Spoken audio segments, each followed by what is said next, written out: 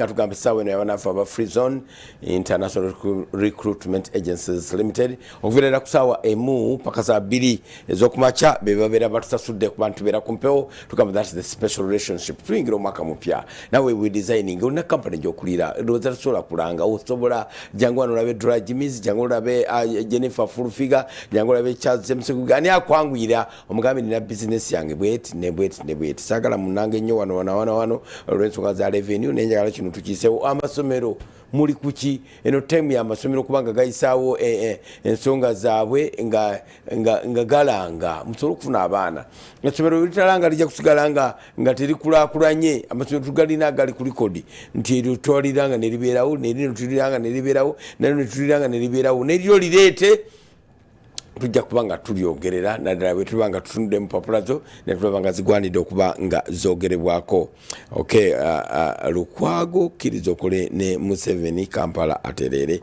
ojja kubanga obusomako mu papula oluyitibwa olwa ono bwino mukulu Nobert Mao tukubuzizaako nnyo katusubire tebagambe nti nno DP offices zigwa zikumyeko omuliro naye omuliro gwakoze bubi ababadde mu loogi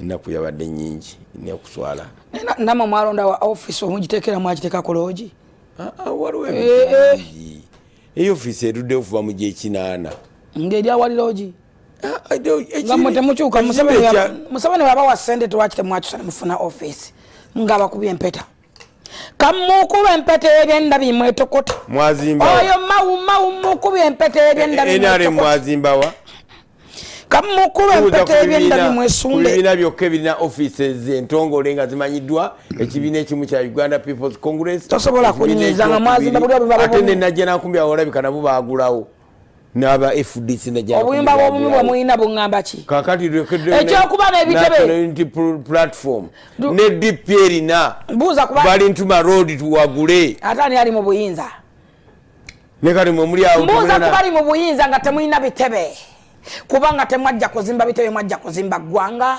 mbabuzizaako nyo bajjajja Naraisono Kimuluma mbabuzizaako nyo ajikakande myaka ana mukulembera eggwanga mbuuza kuolebona bbanja abaana tebannaweza na myaka 5 ono Kimunuguna kambuuza ku His Excellency Kaguta Museveni ono Kimuluma mbuuza ku Jerusalem Saluti ono Kimuluma Chikunugune chikunyole abatalina bitebe nga mulina obuyinza Robert Kyagulanyi senta mutu kubuzizaako nnyo nga tugamba gye baleko ensanga tobako kukyogezako kuwoza ku nsonga ezo bagambe muli balalu nze yawonye obuwonyi babadde banzizayo okunteekako embago tuli mu buyinza paka owetaasa n'oyogebaako kyoyogedde ekyo nakyo n'okiwona naife tukumanyi tuli muli wa bisiyaga mukyala wo tumumanyi jo twamulaba jo juzi twamulaba nga ali mu kipale n'olugamba byonna mubyogere naye ekipale mukireke ne munanga abantu era bwali busaavu olinya ennyonyi nnamba ogenze mbwate oyogera ku bipale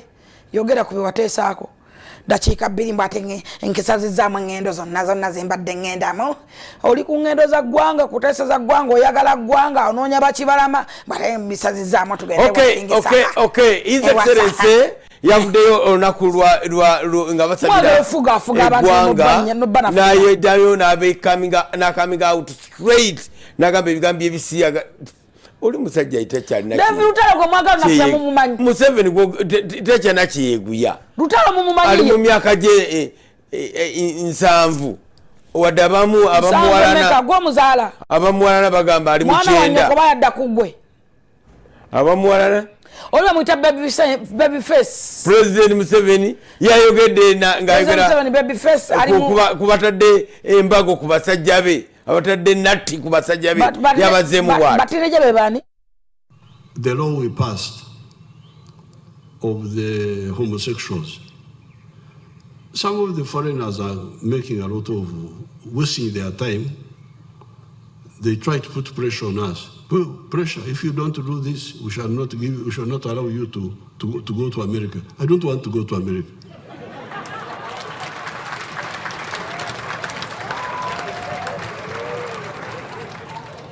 I go to America as a favor to the Americans that I've come to visit you. Because here, what am I lacking here? Here, how can I okwegomba Uganda, America, to do what? Eh? This is the most comfortable place on earth. So these people, but all that arrogance of the foreign countries is because of not listening to the sermon of the preacher of today. Because if we don't use our talents fully, then we go into all those problems of begging, of borrowing, of that. This way it all starts. Let's use our talents fully. As the Bible says, we shall be lenders, not borrowers. That's what it says. It is in the Bible. So when you say that we are borrowing, we are begging, it is because we are not doing what the Bible told us to do. Self-sufficiency. We have the capacity, we don't lack anything. The economy is growing now. It's growing very well. Inflation, in spite of the problems which are still there, in spite of the corruption which is still there, but the economy is growing very well. We have got the lowest inflation rate. You check, one of the lowest in the world, and yet we have not done as much as we can. So therefore, intimidated by all these pharaohs. If they don't, anybody who doesn't want to respect our sovereignty, to Museveni, bye-bye. The law will pass.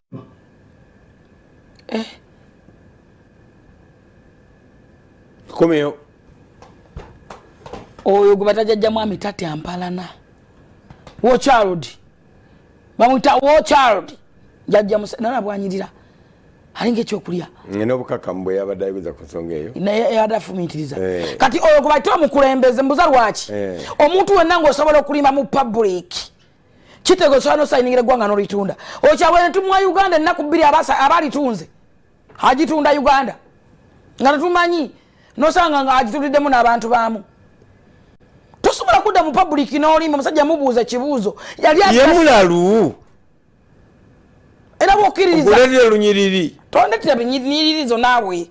Harabo nayogera ku mazima ngotete n'ennyiri nange nkwatete n'ennyiri. Musajja wakatona bamubuuza nti mukazi wo. Andi nange nkwatete n'ennyiri. Muveeko. Cybrega manti muri balabira ku byawe. Ono sister wange. Ne babayingiza mu lubiri gye baali balaze. Bona abasajja omuliro ne gubula. Sigenda kwatagana naawe. Oyogereko olw'olumu. Bayibuli egamba nti muri balabira ku bikolwa byabwe. Tetuganyi Uganda ne mwe nabayetaga change. Naye si Kyagulanyi. Tolina. Okusinza kujogerayo. Okusinza bw'oteseka eggwanga. Okuwa amachago lwaleero. Tolina kyongamba. Omuntu agamba nti sirimu na byabufuzi ne mumuwana. Nalabe mutadde lutalo ku kisenge lutalo. Lutalo ye tubadde twabimala dda. Nedda bamuzemu buyagenza okuyimba wa King Saha mbonna biki mukenza adagala kubuza amubuzeeko kiyani huzi mchakula. Okay, wabaddeyo okukyakala nga musajja adumira prison tanagamba atachada mbantu ku uniform ne wala abakyanyimise nnyo Peter Irweru ye yalumba olubiri lwa Lwenzi. Fenga tuli solid abakazi bagina okola batya ne Lwenzi kati yaddayo bwe yalukoka n'okulokoka kati nera ne yalumba yali mulokole ngari era nagamba endongo yavuze n'alaga nti n'abasirikale bamanyi okunkumuka dance. Okay. Ogambye otya nyabo? Daba abantu emwagala okujja mu buyinza eddembe lye balina. Ne Katonda ensembeza gye bamusembeza awulira buwulizi Yesu yansumulula. Nendabe ne mama ayimusera abantu eddembe lye bazinisa. Oyo si yatuganya okuzinira ku amazina asi yeye. Olaba eddembe lye bakozesa, eddembe lye bazinisa, abasirikale balaba bali very humble. Naye nga bayimba Yesu yansumula. Naye singa otwade ku kitebe kya Nupu singa ogalaba kati ngagatuka amaye bikuta amayembe gente amayembe gali amapesa ga kabutiri mbumu mwagale gwanga labe mwagala okujja muyinza n'abaagala eggwanga. Kompeya atuwache ekitebe kyabwe. Kompeya bakutama ki singa kati obirabanga amapesa amayembe gali Jeno singa bina mapesa ga kabuti nga bize bifuna bina ebisimo biringa toki ngagi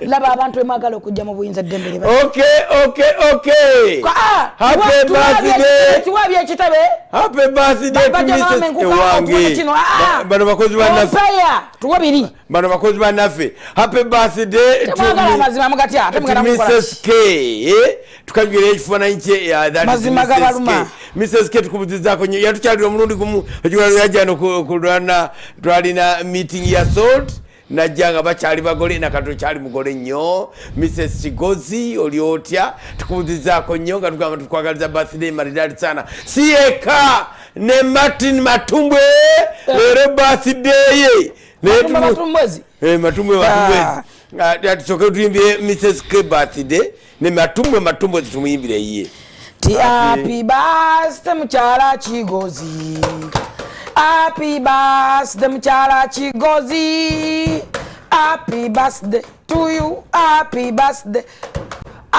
birthday mukyala Kigozi tukusabira mukama akukwangaze akukumira kalungi nnyo ekifaananyi kye tunakijja naye Matumbwe twebaza smile ya Mrs. K keep on smiling omwami tumulaba twagala agejje yenkane ne Kalebu bwana watachobola musi okunyirira bwana agaja nasolo musito yagala munene okunyirira kweko yagala munene yagala mutono naye amutusiza yina lulenzo lulaba sikini yonne masa amenemenya nedoboozi sayogera alinga zabu yenalinga oba musiga muzigo gwa balasi nange seka patinja nokuza ku Mrs. K nenga yo chigo wafe yo chigo bana muka pati aliwa mga muzito nnyo simanyi yazala atanaba mwala we mwagala nnyo impozi bamwitani njagala nnyo omuwala we simulaba yazala dda nawe Jackie yani ate yamala kukola samasoti eyo mutawaana bambi mwagala nnyo Matumbo omuzungu wa sauti gwe tulina yeko mu happy birthday Martin Matumbwe happy birthday Martin Matumbwe happy birthday Matumbwe happy birthday to you. How old are you, Matt? How old are you, Matumbwe? How old are you, dear Matumbwezi? How old are you? Ye kwese twandi kuyida amazimbu agwe. No chinyanyoko. Echanyanyoka. Awagamba abantu tuyagala bayimbira yagala sente gwe lwaki bano yimbira bayimbira nga tubawa sente. Ngina muwa. Sente nazo kizibu kyange. Iwe tukolerera. Mire nakaita kubuzizaako nnyo. Sente kikyali kizibu kyange. Naye kambuza kusula moto. Sula moto nkubuzaako nnyo. Yanjiye mwana keke tutomugamba tutomubanja. Sente nazo sente obusente. Wiki yone yalasiri wiki yali birthday yange. Mane. Neno zali Jennifer yanerabidde. Yakende wano jona ngamba. Kwata bukwasi. Nakuwa keki yo. Tumbuza yagala bisodo yagala. Ati nomusima naye nyongera keke nze birthday yange tegenda kugwayo. Tesobola kugwayo. Wamentalinga abantu bangi. Okay, Muzeeyi Wilson Tamale manya ekiduka kyo. Tovaawo.